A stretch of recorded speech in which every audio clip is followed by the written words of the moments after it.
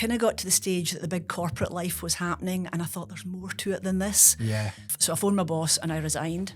It's easy to go below the line into the victim mentality and blame someone else, make an excuse, or just deny the thing. Oh, well, it's not really happened. Like, we're never going to win it anyway. Or it's the worth. I mean, this should not be a race to the bottom. I've got a couple of phrases that I use, and I think, so what? Hi guys, welcome back to Taylor Talks Trades. And today's episode, I'm with Farr from the Rotherham Group. She's a bid, proposal and tendering specialist, training specialist, and she's going to share some top tips with us today. So stay tuned and enjoy the show. And welcome on, how are you? I'm very well, thanks. It's a bit of a mouthful, isn't it? I was nearly tongue-tied there. I was Tenders, like, top tips and the whole works. Yeah, we did a video before you came on, and it was just asking people, like, get your questions in. Aye. And actually, it did genuinely take me about 10 attempts because I was like trying to get it. Then I'm like, it's just that training bit at the end as well. I know, just getting them all added in. But no, thanks for coming on. I'm looking nice. forward to sharing. Like I've keep crossing paths with you the last wee while, and I'm hearing all the wee golden nuggets of information. I thought, do you know what? I need to get you onto the podcast and share that with the construction sort of world that listen in. So I'm hoping we can get, some top tips over to them. Yeah. But I would like to just see how initially you did get into the trades, though. Is your memory good enough? Can we go that far back? Well, we'll soon find out. Cool. Long time ago, I studied civil engineering. That was kind of my route in. I did maths and physics at school. I was quite good at it. Civil engineering, and always wanted to go site-based. Wasn't interested in the office side, no structural stuff for me. So I worked on site for a number of years, thoroughly enjoyed it. Worked with a big contractor, so worked with Bam Nuttall, worked with Trafalgar House, as was cementation. A wee bit of time with British Airports Authority as well. But then I got a bit disillusioned with the 12-day, 13-day fortnights. I got the rain, the living in a caravan, the moving around the countryside. Yeah. So after a few years in construction, I then jumped ship and went into oil and gas instead. Yeah. So was that proper, like, hands-on stuff really then when you were out in the field as such? Absolutely. I mean, it was great. You didn't have to buy anything posh for work. That was all, all my pals were kind of, in their fancy work outfits. Yeah. And I'm going, no, we all know what we need on site. So no, it was really good actually. I mean, a really good grounding, good honest work. Yeah. And thoroughly enjoyed it. Was probably fairly good at it, just building up a respect for folk that are doing the work that needs to be done. Because obviously as a junior engineer, it's quite tough going on there, and particularly as a female, particularly in the 90s, going on a site and you've got the bears around you and you're trying to quietly ask them to do things. And that would have been quite, like, unusual back then in a sense, wouldn't it, to be in that kind of role? Was you like one of, like... One. Yeah. I mean, really, it was. I think there was 2 or 3 of us on the course when I studied, but the others one went into the council, one went into transportation. So no, I mean, there really was. There was kind of one female on site. Yeah. We had a couple of conversations on here about women in construction. I know that's probably not our theme today, but it is quite interesting. Like, what makes you want to get into that as a female? Yeah, nothing. The fact that it was female was just completely irrelevant to me. Yeah. It was just, there's a job, I want to do it. It never crossed my mind. And I think that's something that stuck with me through my career, is not putting barriers and hurdles in your place. If you don't think it's a problem, it doesn't come up as a problem quite often. It's not being naive, but at the same time, it's just saying, no, if I want to do something, I'm going to do it. I like that, because this was the conversation we were having, and it was basically like I actually got quite uncomfortable with it all, because I'm like, what do you say in this space about it? And it was like, and then I was like, we, like, as men in construction, I think we need better education on, like, what females would essentially want you to say or no say, and it's like, and because we're living in that space where you could say the wrong thing or whatever, and it's like but that was where we kind of got to, is like, it just shouldn't be. No, you're a plumber, you're an engineer, you're whatever else. But then we got on to the point where we were actually saying, like, I think the point that we got onto was, but do females want to come into construction? Yeah. And that's where I was like, because I was asked if I would take, like, female roofers on, and I was like, I probably would, but, like, I've never actually heard from any. Yeah, nobody's ever asked us, so I was always quite curious on that. Yeah. So I mean, there's a whole piece. I worked for a while with CITB, and I did the craft apprenticeship recruitment. Okay. So I worked with a colleague who did the professional side, but we used to go into schools, set up the careers evenings, and just tell folk about craft apprenticeships. And there's definitely more boys than girls Yeah. at that stage wanted to come into it. And there is a bit of, if you don't see it, you can't go into it. Yeah. But to my mind, if you want to do it, you just go on and do it. Yeah, no, good on you. And then, so you went into the oil and gas industry. Yeah, I went into oil and gas, did the big corporate thing, did a lot of travel, thoroughly enjoyed it, got to see a lot of really interesting airports around the world. Yeah. So did that for a few years, and then I did a number of things. You know what happens in the kind of life and careers and things. But I kind of got to the stage that the big corporate life was happening, and I thought there's more to it than this. Yeah. So I sat one day at Amsterdam airport, very jet lagged, couldn't remember if I was literally going to Houston or Kuala Lumpur, and thought, nah, enough, just enough. So I phoned my boss and I resigned. Wow. And then came home and thought, right, what now? So, and this is with a young child and a husband. I thought, yeah, fine, let's just get on with this. But life's too short. You know, Yeah. if you want, nothing changes if you don't change something. Yeah. So I thought I could keep doing this, keep doing it tomorrow, keep doing it the next day. But I thought, no, I need to change something. So packed it in and started what I had actually been doing quite a lot of in my corporate job, which was tendering. Yeah. So I'd seen a lot of people that should have won work not winning it. And I saw a lot of people that shouldn't have won work winning it. So it was a bit both ways. And I thought, no, there's a niche in here. There's a niche for being able to set up training, consultancy. I wasn't quite sure what. Yeah. And because I knew construction, I knew engineering, utilities, that's the sector that I focused on first and foremost. And I mean, that was 19, 20 years ago, and the rest of the day is history. I thought you were going to say 1920. I was like, Nah, calm not- down a bit, come on. Nah, that's interesting. It really is interesting. And then, so you just had that, but like, how did you just resign that day? Like would that been coming a while? No. Or you were just like, this is it? No, it was just one of these moments, and I thought, if I don't do it now, when will I do it? Now, we've always lived a lifestyle that has been not insufficient debt, that one Yeah. of us couldn't have been out of work. I think coming from construction, you know that there is always that risk Yeah. that, you know, for no reason, no fault of your own, It you can be a could end up out of volatile work. market, and yeah. It can. Yeah. So we'd never lived a life where we were absolutely dependent on something. And maybe naively, maybe with confidence, I had confidence that I would get something, I would make something work. And so I did. I came back, West Lothian College. I went down there, sat in the library there and set up the business. Wow, that's insane. Yeah.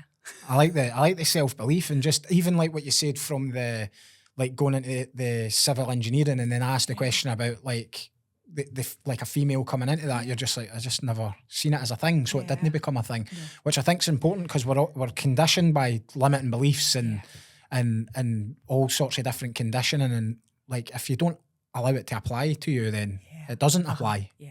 And it's easy said, and it's very easy to be glib about it. Yeah. But I do think, and it's one of my big bugbears about social media, that there is so much put across that puts ideas into your head Yeah. or young people's heads that just shouldn't be there. Yeah. So there's a happy balance between what you're exposed to and keeping yourself, a lot's upbringing as well, you know, what Yeah. you're exposed to and what you're led to believe when you're growing up. No, definitely. That's it's certainly for me. I know, like going through the gears of business and stuff, it's very much, you're always trying to remove these limiting beliefs. And I think even like when I was starting up myself, sort of going from being the employed roofer to like a self-employed roofer, I remember it being the same. I think it was very much just, I'm just doing this. Yeah.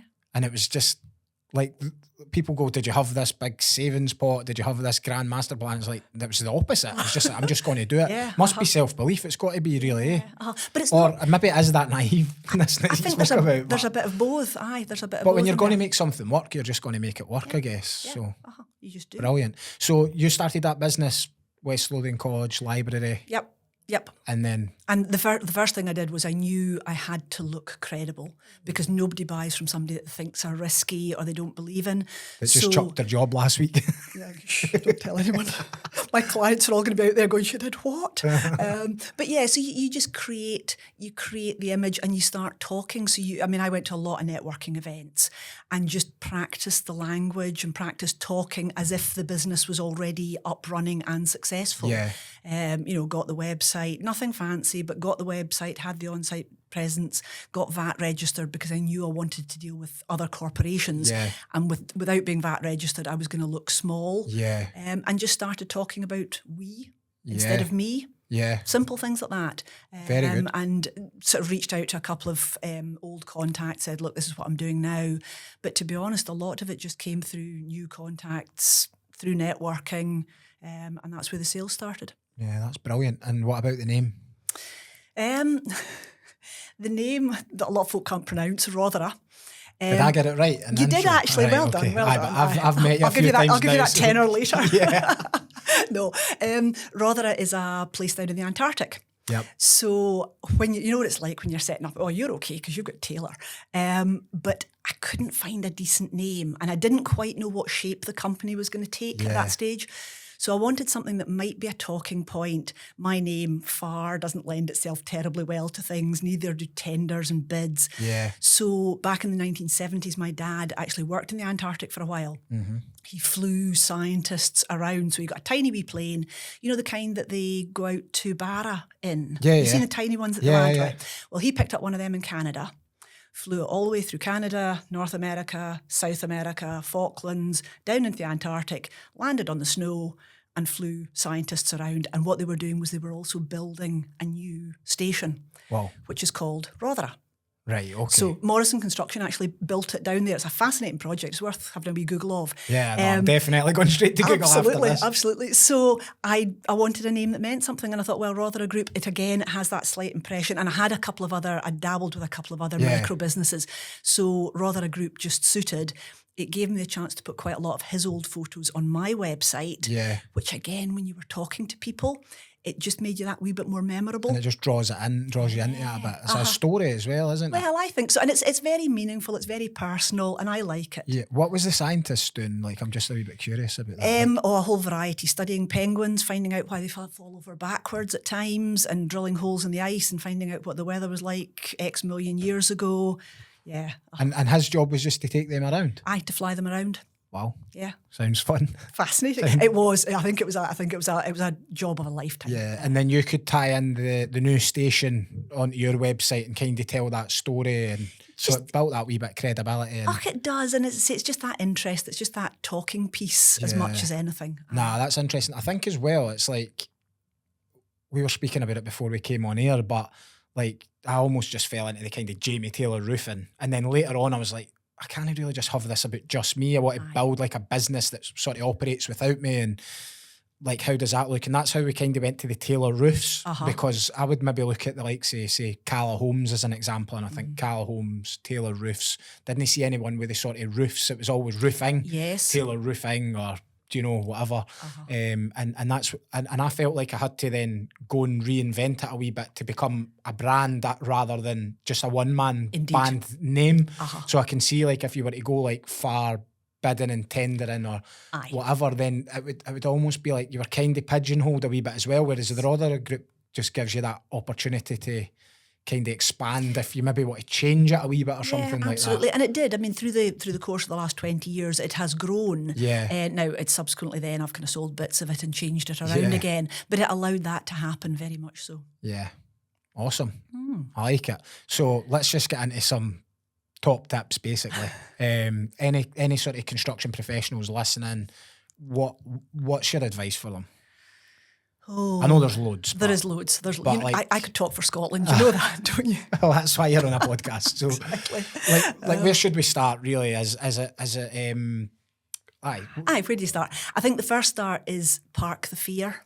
Okay. I think people see tendering as a black art, and those that are good at it like to keep that myth going because they want to keep others out. Okay. Because obviously the fewer folk that are tendering, the better their chances of winning work. And if you are on the outside, it can look a bit daunting. Yes. It's one of these things I don't know about. It's not your area of expertise. It's not difficult. Right. It's not rocket science.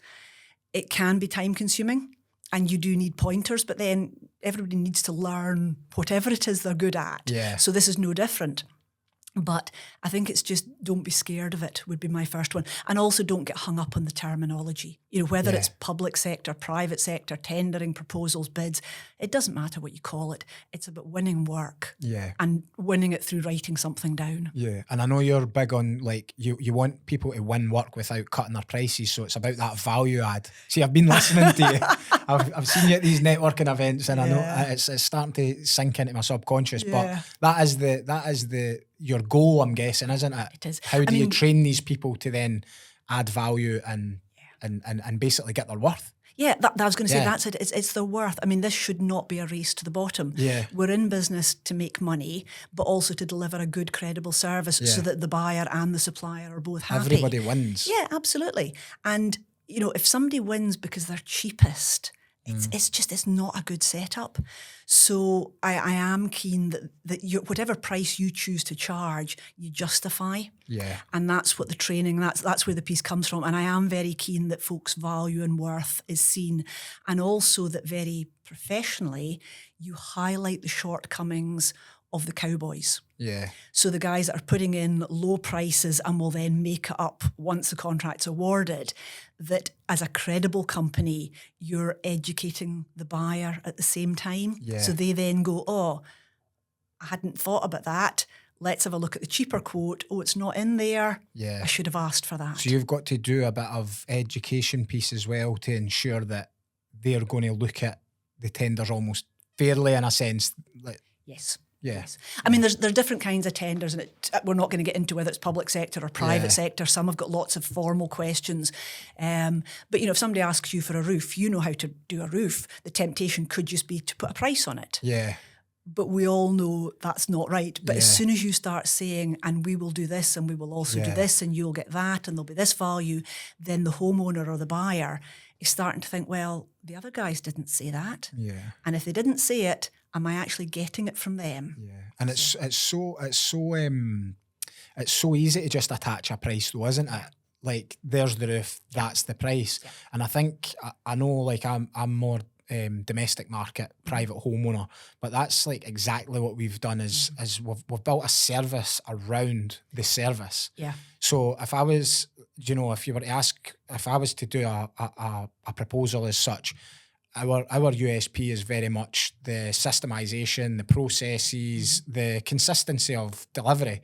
So, like, we can take a large volume of private homeowner, like, jobs each year. I think we're 1,600 jobs a year or something. Yeah. And, like, we can consistently deliver a good level of service there because we've built systems and processes with the right people in the right seats, sort of to operate that.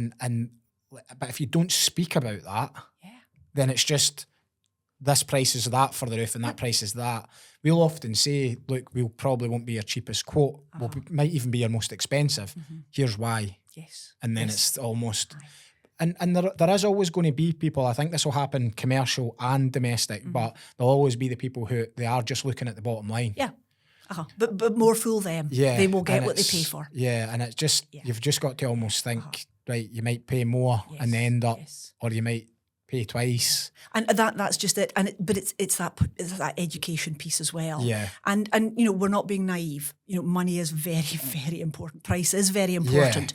But it's justifying what it is you have chosen to charge. It's rather than price, it's just value for money, isn't it? Yeah. Do you know, but you see, sorry. Well, everybody, you know, everybody will pay more for a better service. No, well, that's not right. Up to a limit. Not everyone will pay more for a better service, but if you go to Disney, for example, and you can get your kids on that ride faster, then you're just, I'll upgrade. Yeah. I'll just pay more for a better service. If that's important to you. Yeah. So if you see value in it, you'll pay that extra money. Yeah. And that's what we're trying to get across in the tendering. Hi guys, I hope you're enjoying the episode. Just to let you know that Anne is actually giving us away a couple of free spaces on our course. So if you want to be in with a chance of winning those spaces, just scan the QR code or go into the description in the bio and you can enter there. Good luck. And is there a piece then in your sort of almost your education and your training of these businesses or business owners that you would want them to make sure they actually bid on the right work with the people that are aligned with them as well. Yes, I would call it a bid, no bid decision. Yeah. And that's, if you're not going to win it, don't waste your time. Yeah. You know, just walk away from it. So that is very much, and it's how you know? qualify it. How would you know that you weren't going to win it without going for it? It varies. Some opportunities, it's whether you've got an existing relationship. Yeah. So in some opportunities, if you don't have an existing relationship prior to actually writing something down on paper, you're never going to win it. With some, it's, do you have the expertise? Mm-hmm. Do you actually have the experience, the people, the availability? That might be it. With some, it would be what I would call a win theme. Yep. So have you determined in your own head the reason they're going to win it? Yeah. Now, if you can't decide why they should give you the piece of work, there's probably no good reason why they should give you the piece of work. So it could be availability, it could be geography, it could be carbon footprint, it could be your methodology. There's a whole lot of things it could be. It could be the fact that you'll be nice to the neighbours. Yeah. You know, you're going to be ultra aware that you're next to a primary school or whatever. So the bid, no bid is really, really important. And it's what you do right at the outset. Yeah. Because the other thing that really comes, I feel quite strongly about, let's say, is all the people that will say, it was fixed, it was never coming to us, it was always going to go on price, they always were going to choose the cheapest. Well, why did you bid it? Yeah.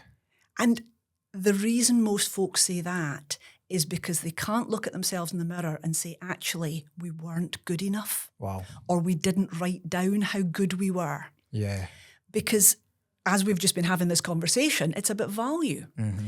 And by taking a bid, no bid at the start, you get into your head, is this worth winning? Is this winnable? Yeah. And if you think it's going to be fixed, it's going to be rigged for the guy down the road, or if you think it's only going to be chosen on price and you're not going to be the cheapest, walk away from it. Yeah.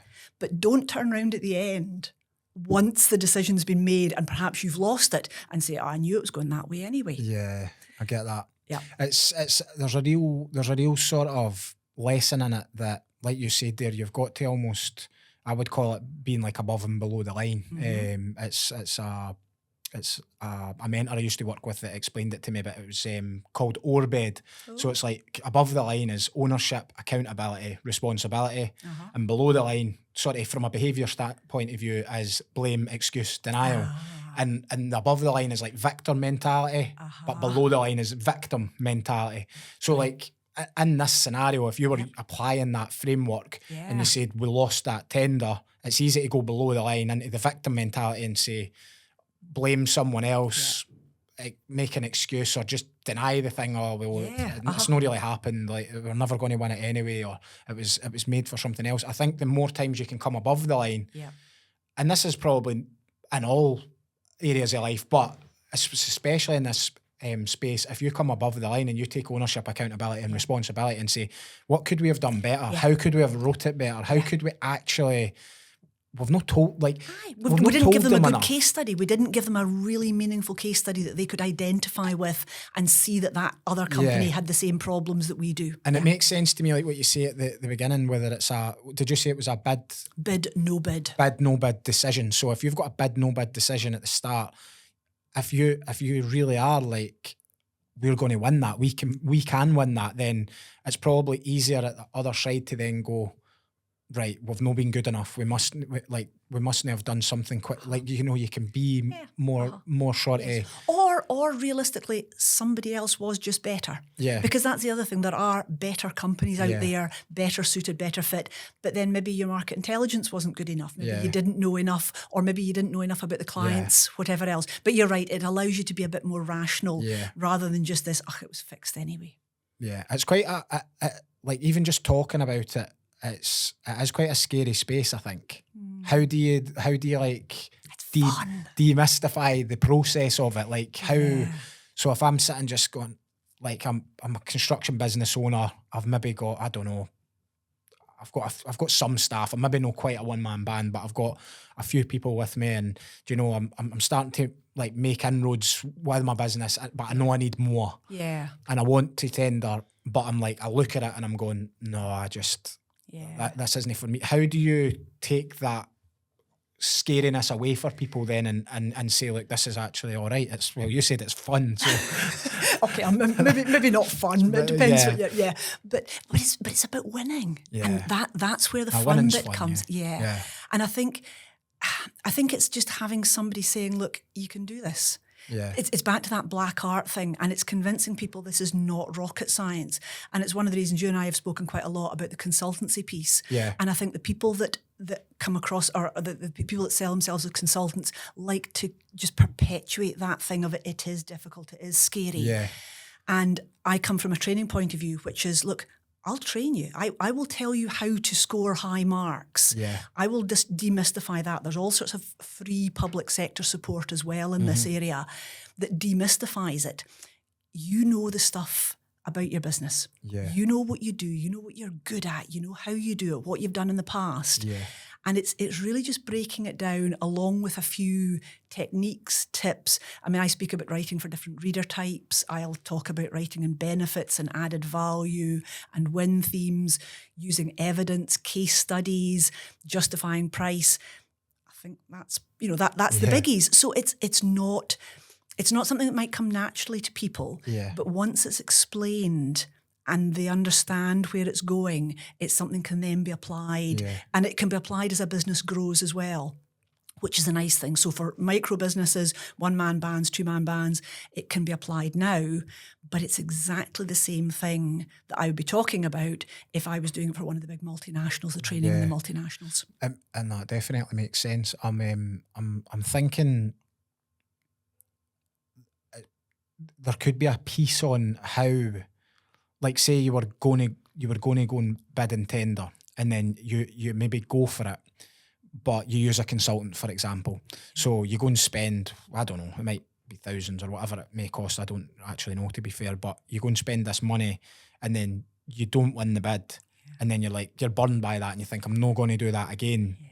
But then there's probably this piece where, like, would you encourage people to be, like, ready for bidding before you, like, so as an example, like if they came to you for training, you would maybe say, well, why would somebody choose you? Like, is that the sort of starting point to then, so people build up their own self-belief to say, well, I'm a good, credible company. And you'd maybe say, like, you probably need this accreditation. You probably need that. And also, like, maybe helping them find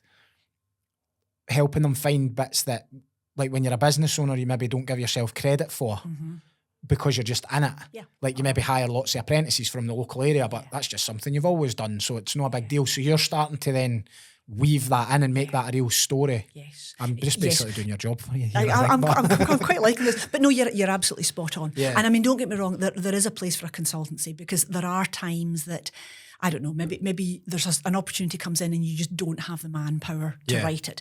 But the thing that you're speaking about is exactly what I would advise, and it's something people can do even without training. Yeah. They can get what we would call tender ready. Yeah. So they can start looking at, have I got my accreditations? Are they in the right place? Can I actually find them? Because you know what it's like. Where's your insurance documents? Oh, they're somewhere. I can find last year's, but not this year's. Case studies, I mentioned it earlier on. Case studies is a huge one. Yep. You know, tell me about a piece of work you've done. Oh, we went and did this job. We put down type 1, we did this, we had to, right, where were you clever? Yeah. Where did you do something intelligent? All right, it was right next to the fire station, and you had to be ready to stop work and patch it up and let the fire engines out every 5 minutes when the alarms went off. That's clever. Yeah. And it's getting these kind of nuggets. And so rather than just it being a factual description of the work you're doing, it's, how's this going to impress a client? How's it going to build their confidence that you are going to be able to deal with all sorts of problems? If it's a winter job, how do you deal with bad weather? Where are your folk based?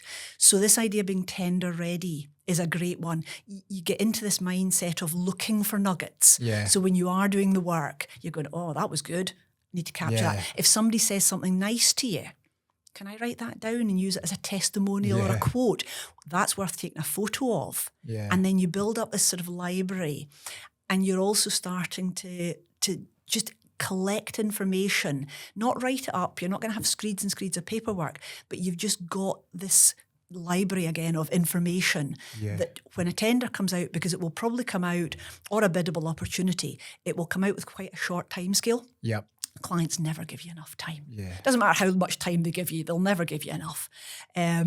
And so instead of starting when the thing comes out, you've already got some of that information you've got together some of it there beforehand. ready to go. Yeah. And some of it, not to say it's like a copy and paste job, but like some of it will be like, that's super relevant there from the last one we did. Yeah. We can use that. Yes. This is really a relevant case study for this specific project. So if you're, like you said, if you're going in for something and you see it is next to a fire station and you're like, we did one next to a fire station before, then you're getting that upper hand. How Sorry, can I just come in? Go for it. Cut and paste is like a sweary word. Yeah. But reuse material. Yeah. So take it from that what you will. You never just regurgitate material. Yeah, of course. Because it's always a different client and a different job. Yeah. But at the same time, reusing material, you're absolutely right. If you've got a methodology, a method statement, then so long as you top and tail it to make it specific to that client. Because really as well, it's like I would maybe, and this is just my spin on it, but you'd maybe take it as like an 80-20 rule in a sense. It's like 80% of it, it's almost going to be the same, but there's like this, like you still need to change it, but there's like this 20% of really client specific, really testimonial specific, really case study specific, really accreditation specific. That's like this, we're for that job because of this. Yes. You can almost have like your like bank of stuff that can kind of follow, be reused, as you said. Yeah, absolutely. Because if you don't have that and you don't have that right, then you might not have the right amount of time, like you said, when this client sends in the proposal, the tender, and it's to be back 3 days later, as they do. And you know, you're like, whoa. So that's quite you've probably got to have a proactive approach to that as well as the reactive one. You're reacting to the specifics, but the proactive, you're being ready, you're being ahead of the game. Yeah, absolutely. You're just getting that material. I wouldn't put numbers on it. I wouldn't say 80-20 or 70-30 or whatever else, because it kind of changes. It also depends on your business, because if you're quite specific and niche in your business, so as a roofer, then everything you have will be to do with roofing. If you're a general builder, you're going to have maybe a wider range of things, because you might have groundwork, you might have renovations as well, so you might have a more tailoring need. And is there some, like, have you ever looked at any tenders and just seen like that they're absolutely nonsense? Like, do you know, somebody thinks they've done a good job at it, but you're like, because I'm assuming people over the years have asked you, can you have a look at that and see what you think? And you must see what's to be looked at. So do you just go, wow, you need my help or something? It's the times like that you're glad you're on the phone and not on a Teams call. My face normally does it. But that's where. But obviously, not to be nasty, just to go, oh, this is amazing, because that's actually so bad that I know I'm going to be able to help you so much more. Yes, that's where it is. I mean, actually, the difficult ones are where people are consistently just losing out, and what they're producing is actually really good. Yeah. And you know, that extra little bit can be very difficult to identify and get. Yeah. It's nearly always doable, but depends on the market you're in, how competitive the market is as well. But when people are getting nowhere, it's actually really obvious when you start looking at it, or if folks start thinking of it in the terms of spoken about, you know, have they just written for another builder, another construction person? Yeah. You know, councils don't have a lot of construction professionals in them. Mm-hmm. You know? So you need to the person that's reading it probably doesn't have that expertise and that knowledge. So while they need faith and confidence in what you're doing, they also need it interpreted in terms they are going to understand. And that might be budget cycles, it might be safety, it might be environmental, community benefits, social value, things like that. Makes sense. Do you need to have a lot of resilience for tendering? Yes. Just as I'm thinking there, you're going to get a lot of knockbacks until you build up. You need to take the personal side out of it, and be really quite objective. And I think it depends on your personality. I come through an engineering background, so I find that quite straightforward. I can be objective about it. So if I'm reviewing a tender, you said, you know, you look at people's tenders and you're asked to give an opinion. I'll give them a score. So I'll say, well, that question I would have given you a 7 out of 10, and here's why. That's quite helpful. I'll give you a 2 out of 10, and here's why. Here's the scoring criteria I used.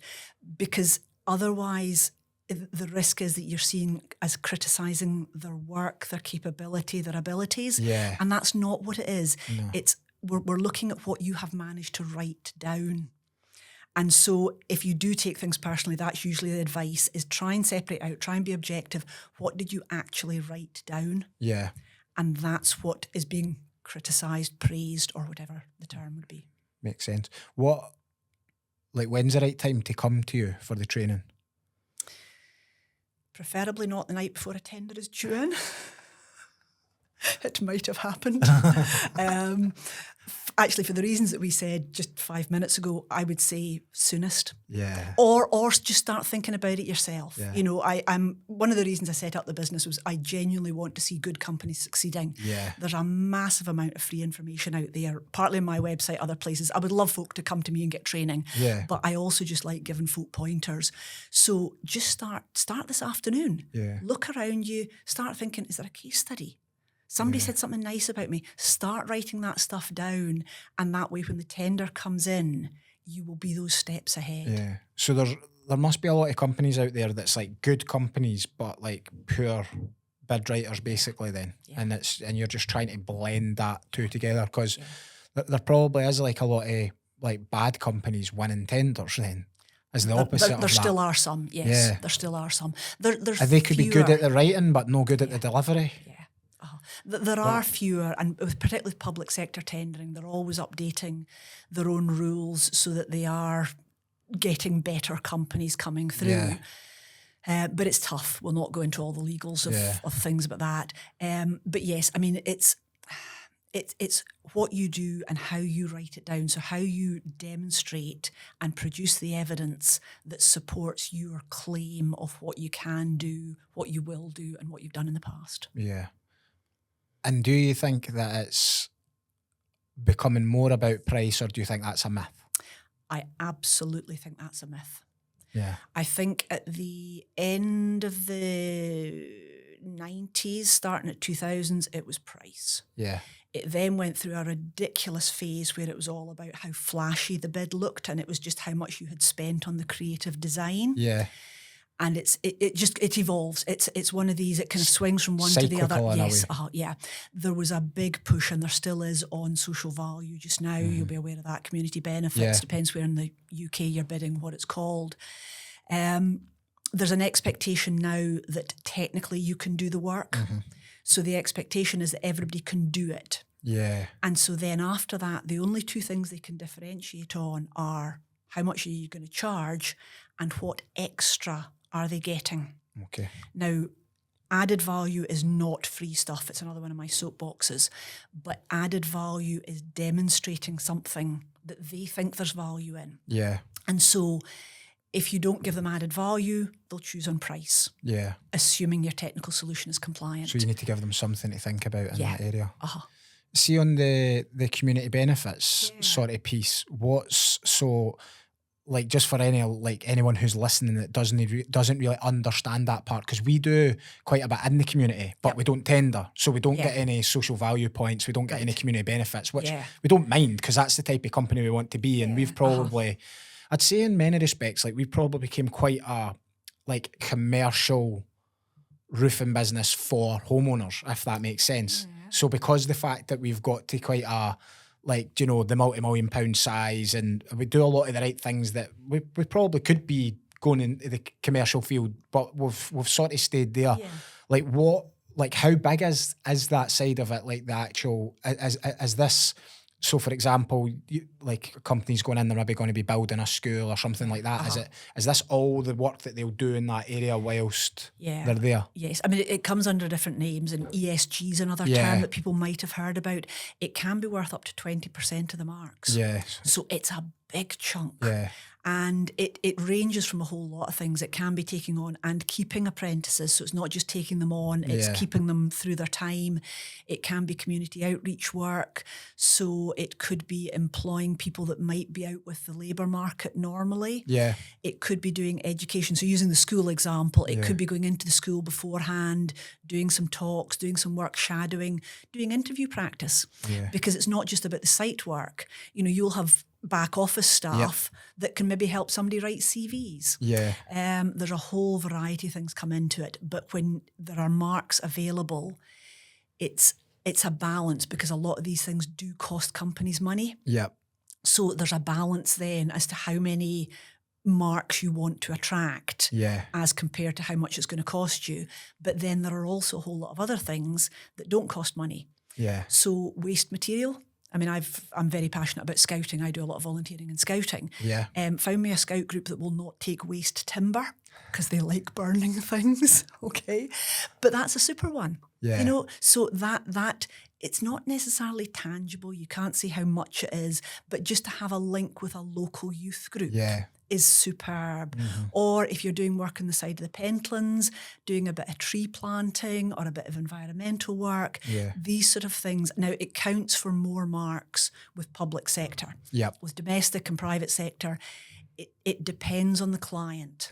Some clients will really, really like it if you're community minded and doing these things in the same way that some of these things that come under here would be fair work practices. Yeah. How do you treat your staff? Do you have diversity inclusion policies? Do you offer flexible working? And so forth. So it really depends on the client. And it's the same with all tendering. Yeah. You don't just go in and kind of regurgitate everything about yourself. What you do is you say, what is this client interested in? Yeah, that makes sense. And you pick from your library of which bits they're interested. So the environmental, the carbon credentials is a classic. Yeah. Some clients just don't care. Wow. Some Yeah. clients really are It's the passionate biggest about thing, it. yeah. So So you need to be careful in selecting what's important to them. It does tell you, doesn't it? Sorry for I'm quite naive in that space, but like when a tender comes out, it will say you're going to get X, Y, and Z score for each part. So it is sort of there, but it is. And there's also preamble comes with it. There's other blurb. There's a lot of information on Google, LinkedIn. So in the same way as if you were just doing a private one, you would talk to the homeowner, you would talk to the client, and you would find out what's important to them. Yeah. It's the same sort of idea. no, it's interesting because I was thinking in my head there, it's like if we were replacing a roof, for example, like say we were coming to replace your roof and we said, once we take all that old wood down, like we'll just drop it off round to the scout hall for you, do you know? Absolutely. It's just, it can be as simple as that. It's just taking it from being business to homeowner, I guess, to business to business. It's like how do you get the business to speak to the business? So you're just changing language and just being customer focused. I mean, everybody says you should be customer focused, but this is how you do it. Now, some councils are very passionate about money staying within their council area. Yeah. So if that's one of the council areas that you're working in, Falkirk is one that springs to mind, you would say very specifically how many of your staff live and work in the council area. Because that way the contract's awarded, the wages are paid, the money is then going back into the Falkirk economy. Yeah. You know, others are very, very hot on their green credentials or youth employment, in which case you might make more of how many apprentices you're taking on. Yeah. Well, it's demystifying the process for me a bit, just in the conversation. So Good. I could imagine the training would be Here's hoping. even better. Yeah. Is there anything that you think we've not really covered there that would be like a really top bit of advice? Try to rack your brains again there, but I think I've got a couple of phrases that I use, and I think so what. yeah, So anytime you're about to put something in front of a customer, be it Mrs. McGinty or council, just challenge what you've written with, so what does this mean to that person? yeah, You know what it means. You understand it. You know why you wrote it and you know what you're trying to do. But put yourself in that person's shoe and say, so what? And if that's obvious, you've nailed it. If it's not obvious, write a wee bit more, reword it. So that's probably the biggie, I would say. I heard another one that you said. Prove it. Yes. You asked for one. I was No, I heard when you did your presentation for us at the West Lothian Construction Forum, which was really good, by the way. Thanks for that. I remember you saying prove it. Prove it. Like, so you can talk about it, but then and that we have really covered that, because it is then, right, you're saying you've did this or you're saying you're all of this, but show me. Yeah. And then you're going, well, there's a testimonial from one we did here, and there's a case study on that specifics. No, it makes a lot of sense. Yeah. It makes a lot of sense. I think the training itself actually sounds quite like it would be quite useful, even if I don't know what to say it'd be useful if you weren't tendering, but it just feels like it would be your business would be in good shape because you're like if you can be good enough to go and win a tender, then your business is probably going to be quite good. Yeah. I mean, think. One of the reasons I did the online course was, for the last however many years, I've very much focused on big corporates. Yeah. And that's face-to-face in the room, but by the nature of it, it's a bit more expensive. Yeah. But I was getting a lot of people saying, look, I really value this knowledge. As you're saying, perhaps not for public sector tenders, maybe just for domestic, maybe just to improve the business. Yeah. But the price point wasn't there. Yeah. So I thought with the help of an absolutely cracking Edinburgh company, can I name check them? Because Go for it. Dangerous Studios, absolute legends. Okay. They made me feel comfortable in front of a camera, and we just sat and I did the online training course. Wow. So we did, I don't know what it is, it's about 12 chapters, buy once, use it forever. Yeah. And it is just designed for micro businesses, small businesses to be able to kind of tap in. So there's one chapter on So What, there's one on Prove It, there's one on case studies, there's one on structuring for different readers and things. Yeah. And people can then, and that's why I don't know, I think we'd spoken about, I'm very happy to kind of give away a couple of them to your listeners.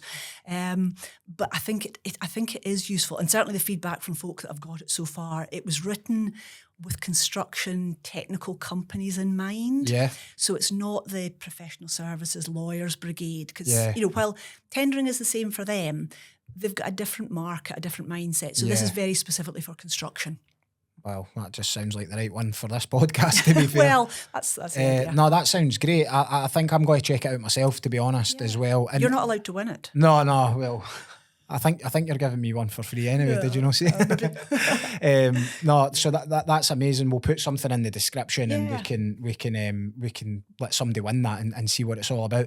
Just in terms of then, so that's as a video training, and they can we can go in and just watch it at our leisure basically, and just go through it at your own pace. And it's like you 12, said, if 12 you forget something, you just go back and you do it again. And it's like 12 chapters. It's not YouTube, it's on Vimeo or VXX. Yeah. But you pay through a paywall once, and then thereafter you can just access it forever. Brilliant. Sounds good to me, Anne. And well, thanks for coming on. Thanks for Not at sharing all. the tips. And for anybody that wants to learn more about it, then we'll maybe do a wee competition giveaway or something. No decided exactly what it'll be absolutely. yet. But those couple of free trainings that you've offered, we'll certainly put that into the description somewhere and let people know how they can win that. And it sounds like it's going to be very helpful. Yeah, absolutely. I mean, if anybody's looking for general other information, the website, the Rother Group website, has got masses of blogs and top tips that folk can read. It's sometimes good to just get your head into it and research it and study that wee bit, and it just takes your mind in a different direction.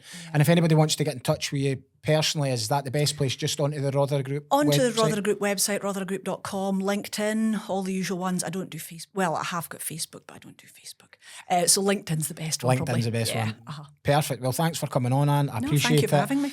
Guys, thanks for watching another episode. I thought that was fantastic. I hope you did as well. As we said, Anne's given us a couple of giveaway free trainings, so we'll put it in the description how you can win those, but good luck and get entering in whatever way we decide to give these away.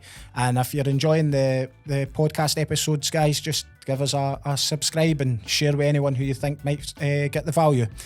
I'll see you on the next one. Thanks very much. Bye-bye.